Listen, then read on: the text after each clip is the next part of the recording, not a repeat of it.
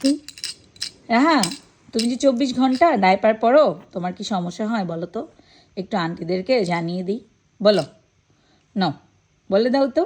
বলবে না তো? রাহা তো আর বলতে পারবে না, তাই আমি বলে দিচ্ছি। আমি দেখলাম এখনও আপুদের মধ্যে অনেক অনেক কনফিউজিং রয়েছে ডাইপার নিয়ে, অনেক অনেক কোশ্চেন রয়েছে যে 24 ঘন্টা রাহা ডাইপার ইউজ করে কোনো সমস্যা হয় কি না, স্কিন র্যাশ হয় কি না, ডাইপার ফ্রি টাইম দেই কি না, তারপরে কি ক্রিম ইউজ করি। তো এক এক করে সব বলছি।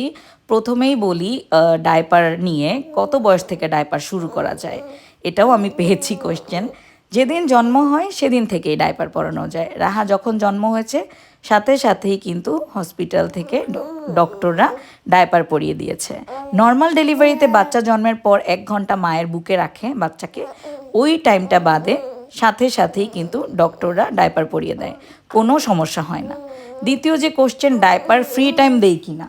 হ্যাঁ, অবশ্যই আমি ডাইপার ফ্রি টাইম দেই। যখনই রাহার ডাইপার চেঞ্জ করি তখনই কিন্তু আমি তাকে 10-15 মিনিট করে ডাইপার এরিয়াটা খোলা রাখি এবং ডাইপার ফ্রি একটা টাইম দিই। এভাবে সারাদিন মিলিয়ে 1-1.5 ঘন্টার মতো ডাইপার ফ্রি টাইম হয়ে যায়, কিন্তু একসাথে দিতে পারি না যেহেতু আমি সবসময়ই ডাইপার ইউজ করে থাকি। তৃতীয় যে কোশ্চেনটা আমি পাই সেটা হলো, ডাইপার র্যাশ হয় না? বাচ্চারা অনেক সেন্সিটিভ, র্যাশ হতেই পারে, খুবই স্বাভাবিক একটা বিষয়। কিন্তু আমরা যদি সঠিক নিয়মে ডাইপার ইউজ করতে পারি ইনশাল্লাহ কোনো র্যাশ হবে না। এই যে ডাইপারটা, এটা একদম রাহার বয়সের সাথে যায় এমন একটা ডাইপার, বেশি টাইট না বেশি লুজ না, এমন ডাইপার পরানো উচিত বাচ্চাদেরকে। তারপরে এই যে ডাইপারে কিন্তু মার্ক করা থাকে, যখন রাহা পটি করে ইয়েলো কালারটা ভেসে উঠে, আমি সঙ্গে সঙ্গে ডাইপার চেঞ্জ করে দিই। পটি করার পর ডাইপার রাখা একদমই উচিত না, যত তাড়াতাড়ি সম্ভব চেঞ্জ করে ফেলতে হবে। এছাড়াও শুধুমাত্র যদি পি করে মানে প্রস্রাব করে, পটি না করে, তাও 3-4 ঘন্টার উপরে ডাইপার রাখা ঠিক না।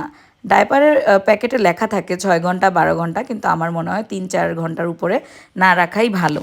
এভাবে ইউজ করলে ডাইপারের র্যাশ হওয়ার সম্ভাবনা অনেকটাই কমে যায়। আর যে শুধুমাত্র ডাইপার র্যাশ হয় বাচ্চাদের তা কিন্তু নয়, অনেক সময় বাচ্চারা বারবার পটি করে, বারবার ক্লিন করতে হয়, সেক্ষেত্রেও কিন্তু ডাইপার এরিয়াতে র্যাশ হতে পারে। তো ওইভাবে আমাদের খেয়াল রাখতে হবে র্যাশ যাতে না হয়। ফোর্থ কোশ্চেন হলো, ডাইপার এরিয়াতে কি ইউজ করি? আমি শুধুমাত্র আপুরা এই ভ্যাসলিনটা ইউজ করি, আর কিচ্ছু ইউজ করি না।